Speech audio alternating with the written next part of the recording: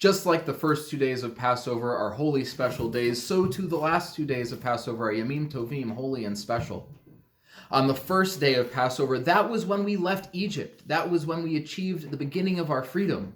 Our sages of blessed memory teach the seventh day is when we reached the Sea of Reeds and it split and we were able to walk on dry land out and complete that freedom escaping Egypt. But it wasn't such a simple endeavor. Our sages read the verse, and the children of Israel went into the sea on dry ground, the waters forming a wall for them on the right and on the left. And they read it very literally. The children of Israel went into the sea, the water was still there. On dry ground, then the water became dry, and we were able to go through it to our freedom. And the Rabbi Yehuda tells the story specifically in the Midrash of all of the tribes looking around at each other, saying, "You go in, no, you go in, I'm not going in." When Nachshon, the son of Aminadav, jumped into the water, he went in up to his neck, he kept going, and then the sea split. The miracle happened, and everyone was saved. So why did Nachshon do it? It might have been because there was no one else. He saw everyone arguing, no one would go in, and he said, I need to follow my Jewish values. When there is a job to be done, I will be the one to do it.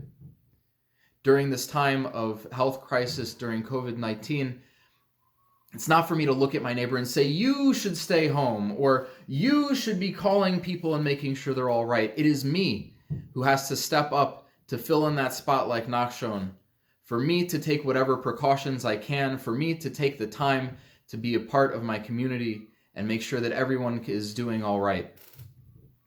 It might have been why Nachshon jumped in, that his people needed him. That even though he knew it was a personal danger to himself, that he knew that he was the one who had to do it because people needed his help. I'm thinking right now about our doctors and nurses and EMTs, all of our first responders, about the people who clean our buildings and hospitals, the people in food service, all of our essential workers who get up every morning and go out and have a job to do. They don't say, I'm going to stay home, someone else can do it, but no, my people need me. And so I want to say thank you. Thank you so much. You have our love and you have our support. And because of you, we're going to get through this. Just like Nachshon, your people need you. And the third reason that Nachshon might have jumped in the water is because he was a man of faith. He believed that if he put himself out there, if he tried, if he did everything that he could, that God would help, that God would meet him halfway.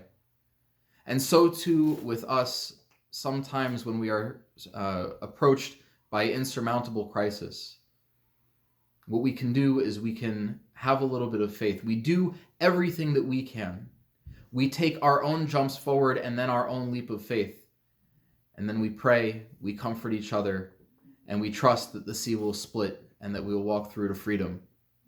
As we head into the seventh day of Pesach, let these lessons of personal responsibility, of love and care for each other, and of faith in the divine that things will be good again, take us through to liberation and freedom and to a happy and joyous holiday. Chag Sameach to you all.